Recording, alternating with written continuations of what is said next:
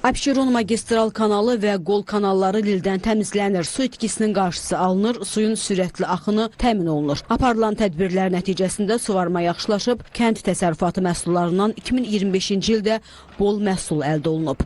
Görülən meliorativ tədbirlər Dövlət Su Ehtiyatları Agentliyinin tabeliyində olan Abşeron su meliorasiya sistemlərinin istismarı idarəsi tərəfindən həyata keçirilib. Hazırda Abşeron magistral kanalında lildən və otlardan təmizləmə işləri aparılır.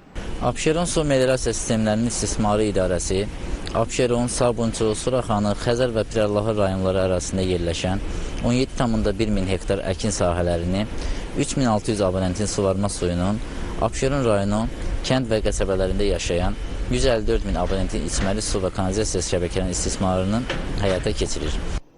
Abşeron su meliorasiya sistemlərinin istismar idarəsi tərəfindən əhalini dayanıqlı və keyfiyyətli içməli su ilə fasiləsiz olaraq təmin etmək üçün fasiləsiz işlər görülür. Belə ki, su və kanalizasiya xətlərində baş verən qəzalar operativ olaraq aradan qaldırılır. Bundan başqa nasos stansiya binaları, hidrotexniki qurğular, mülki və istehsalat binaları, müxtəlif diametrli boru kəmərləri, qol kanalları cari təmir olunaraq yenidən istifadəyə verilib.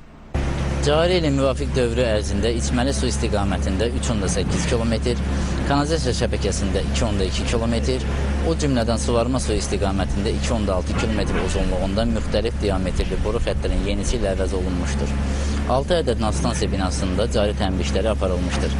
Xırdalan şəhəri Hacı Zeynəbdin Tağıyev küçəsindən keçən istismar müddətini bitirmiş, diametri 1000 mm olan dəmir beton kanalizasiya borusunun 650 pagon metr olan hissəsi yenisi ilə əvəz olunmuş və hal-hazırda Həsən bəy Zərdabi küçəsində tikinti quraşdırılma işləri davam etdirilir. Qeyd edək ki, 2025-2026-cı illərdə Abşeron rayonunun müxtəlif ərazilərində 1000 hektara yaxın əkin sahələrinin salınacağı nəzərdə tutulur ki, bu da gələcəkdə məhsul bolluğuna şərait yaradacaq.